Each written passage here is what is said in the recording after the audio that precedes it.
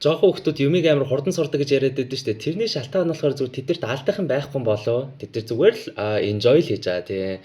Сониучлал тий. Энийг ингэж хийх юм уу? Тэгт юм уу? Инээ тэр гэл ингэ явж байгаа юм болоо. Яагаад би ингэж бодох болсон бэ гэвэл шүү дээ тий. Бид нар ингээд нас явах тусам бид нар өөрсдөө гэсэн байр суур, мэдлэг тэгээ бас ингээд нэг хамгаалдаг үнэт зүйлүүд тий.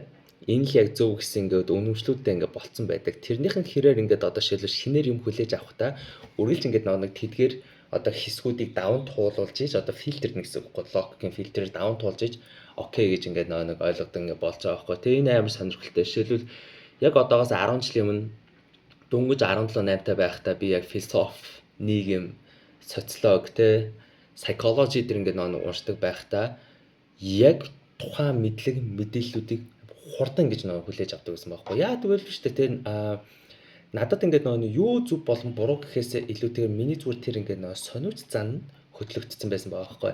Тиймээс ингээд нэг хэдэн ч ингээд нэг номнуудыг хэдэн цагаар ингээд нэг уусан ба ерөөсөө ингээд нэг залхдаггүй гэх юм уу. Тэгээ тэрнийхэн талаар ингээд нэг хин нэгэнтэй хуваалцахаар болвол надад амар айц байгаа. Яагаад гэвэл би зөв буруу гэдэг юм мэдэхгүй те.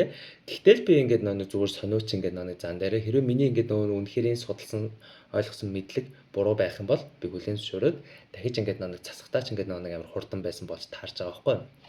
Тэгээд цаг явахын хэрээр би амьдралын илүү их туршлагатай болж байгаа, илүү ингээд нэг өргөн цар хүрээг харж байгаа болов гэж бодохоор бас үгүй болчихж байгаа. Яагаад гэвэл зөвхөн би ингээд нэг өөрийнх нь одоо үнэмшил гэдэг зүйлүүдийг суулгацсан тэрнийхэн дагуу юмнуудыг ингээд нэг зааж байгаа ойлголт ингээд гараад ирж байгаа.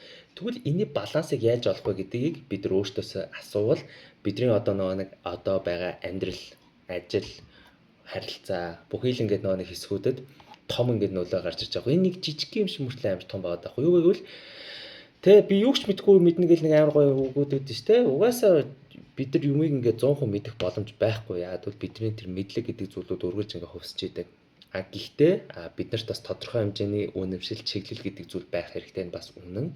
Тэгвэл энэ хоёрыг зэрэг авч явах ухааныг хайрлах нь чухал болчихж байгаа байхгүй юу?